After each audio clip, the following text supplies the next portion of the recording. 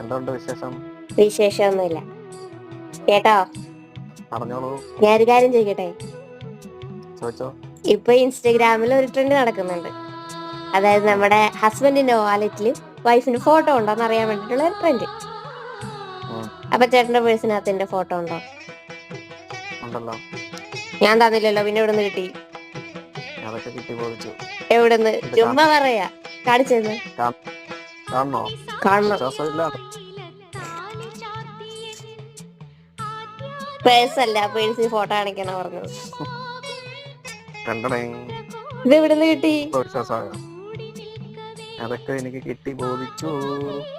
വിശ്വാസമായോ? വിശ്വാസമായി. കിട്ടി. അതൊക്കെ കിട്ടി. എന്നെടുത്ത ഫോട്ടോ?